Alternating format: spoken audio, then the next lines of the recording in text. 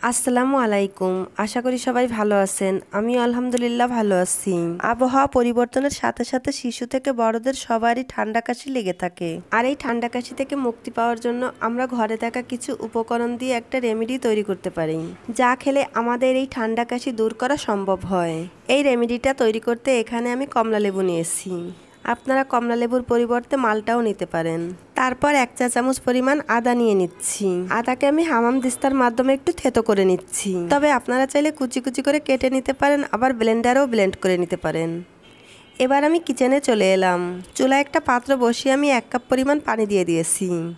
এই 1 কাপ পানিকে আমি জাল করে হাফ কাপ পানি করে নিব। এবার আমি যে আদাটা থেতো করে রেখেছিলাম সেটা এই পানির মধ্যে দিয়ে দিলাম। চুলার আজকে লোতে রেখে 8 থেকে 10 মিনিটের মতো এই আদা পানিকে আমি জাল করে নিব। আদা পানিটা ভালো করে জাল হতে থাক, এরই মাঝে আমি কমলা লেবুর রসটা বের করে নিব। আমি এই রেমেডিতে 2টা কমলা লেবু ব্যবহার করব। প্রথমে আমি কমলা লেবুর খোসা ছাড়িয়ে নিচ্ছি। আমি কমলা লেবু দুটোর খোসা ছাড়িয়ে নিয়েছি। এখন আমি এটা থেকে রস বের করে নিব। কমলা লেবুর রস বের করার জন্য আমি এরকম একটা হ্যান্ড জুসার ব্যবহার করছি। আপনারা চাইলে হাত দিয়ে চিপে বের করতে পারেন অথবা ব্লেন্ড করেও নিতে পারেন। 8 মিনিটের মতো আদা পানিটা জাল করে নেওয়ার পর প্রায় অর্ধেকটা হয়ে গেছে। এখন আমি এর মধ্যে কমলা লেবুর রসটা দিয়ে চুলাটা অফ করে দিব। একটি কথা মনে রাখবেন, ভিটামিন সি কিন্তু জাল করলে এর পুষ্টিগুণ নষ্ট হয়ে যায়। তাই কমলা লেবুর রসটা দেওয়ার সাথে সাথে চুলাটা অফ করে দিবেন।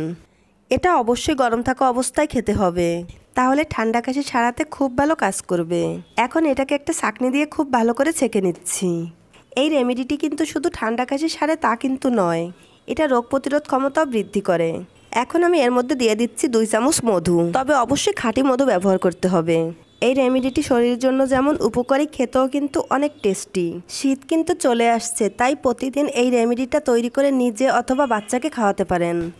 এখন একটা চামচ দিয়ে খুব ভালো করে নেড়েচেড়ে মিশিয়ে নিতে হবে। আমার নিজের ঠান্ডা লাগার কারণে এই রেমেডিটি খেয়ে আমি উপকার পেয়েছি, তাই আপনাদের সঙ্গে আজ শেয়ার করলাম। আশা করছি আপনারাও উপকৃত হবেন। আমার ভিডিওটি যদি আপনাদের ভালো লেগে থাকে তাহলে লাইক, কমেন্ট এবং বেশি বেশি শেয়ার করবেন। আজ বিদায় নিচ্ছি, সবাই খুব ভালো থাকবেন। আমার এবং আমার ফ্যামিলির জন্য দোয়া করবেন। আল্লাহ হাফেজ।